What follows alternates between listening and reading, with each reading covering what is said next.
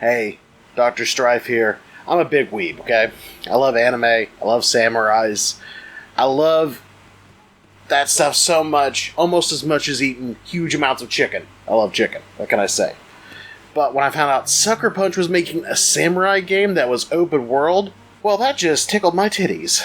But with many open world games, I've felt very bored by playing the same old missions, and just a lot of other boring things to do in those games. But Ghost of Tsushima does have some of that, but it never feels like it wears out its welcome. Let's look into some of the tit-tickling world of the samurai and find out why it's probably my favorite modern open world action game. And it puts Assassin's Creed to shame. And also, it doesn't nickel and dime you like a lot of Ubisoft games do. So if you kind of like paying for your games up front, flat rate, then, well, stay tuned and listen and see if this is for you.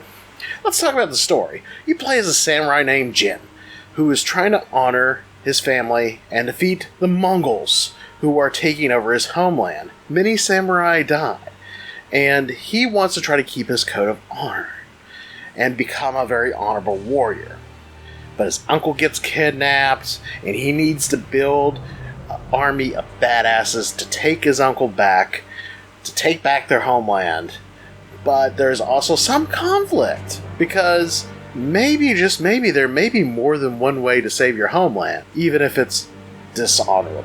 Let's talk about this game's looks. Holy cow, it's a surprisingly great-looking game for a current-gen game. Imagine if this was run on the PS5. We might even get 60 frames per second. Yes, sadly, it doesn't run at 60 frames. It does run at a solid 30 frames on the current-gen systems, but who knows? Maybe next time we'll get 60, but it still looks pretty good and runs really well.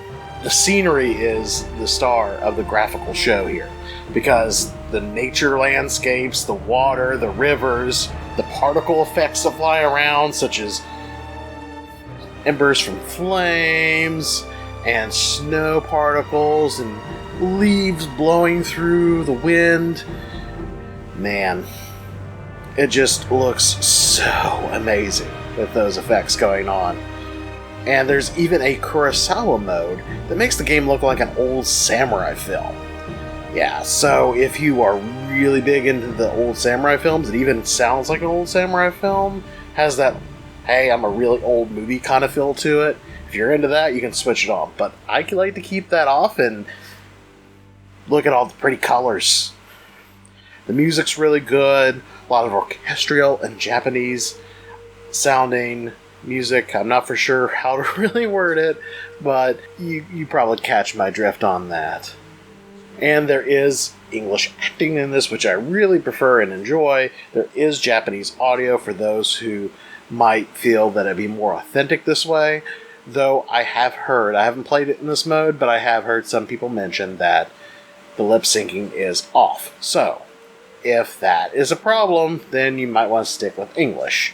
Also has very good sound effects in the game. I really love Clash of the Swords. You hear the Mongols chanting stuff in Mongolian, and it just everything just works so well.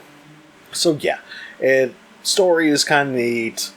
You got some pretty graphics and some nice audio, but how's the gameplay? And it does play, kind of like a lot of open world games, but the combat is really what takes the cake here and slices it with a katana.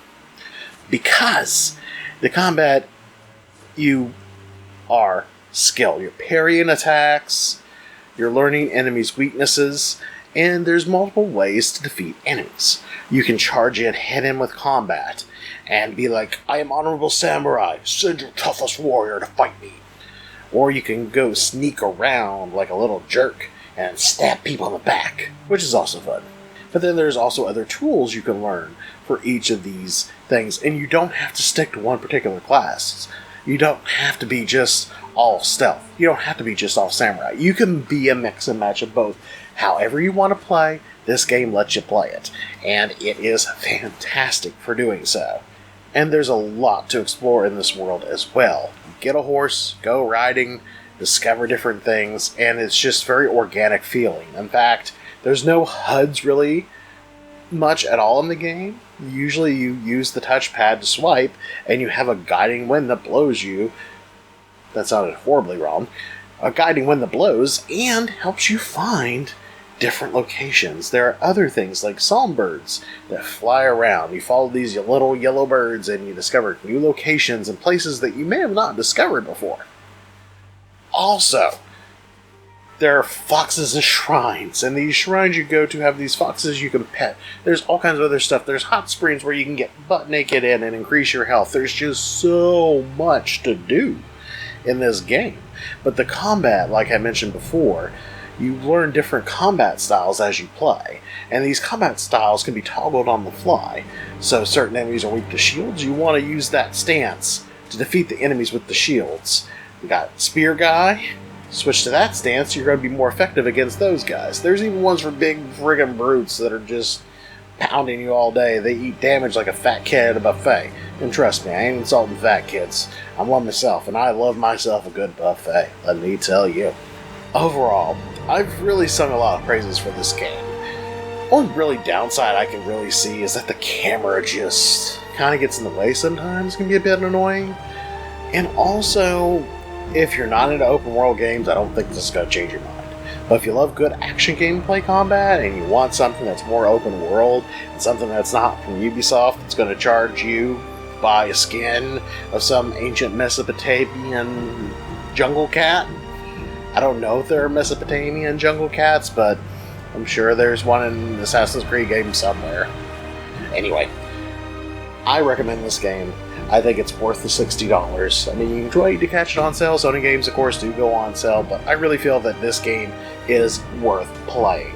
And I had a script for this, but I completely went off the rails with it. I started off with a script, and then I just kind of went on. So, maybe I won't do a completely scripted approach in the future. I thought I would try it, but then I just realized this sounds so much better. So, anyway, I just want to thank you guys so much for watching, and if you enjoyed the video, hit a subscribe, share with everybody, give it a like, and if you do subscribe, hit the notification bell, so that way, if you want to catch my videos and YouTube is being stupid and doesn't remind you, there you go. You got a way to know. So, hit that subscribe bell, hit the subscribe button, and you're good.